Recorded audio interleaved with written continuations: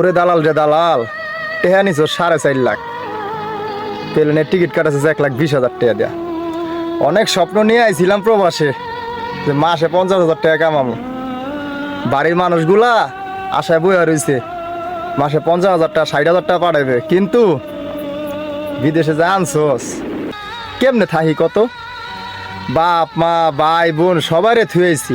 অনেক স্বপ্ন নিয়ে আইছিলাম প্রবাসে, কিন্তু দালাল তুই তো স্বপ্নরে মাটি করে দিলি রে।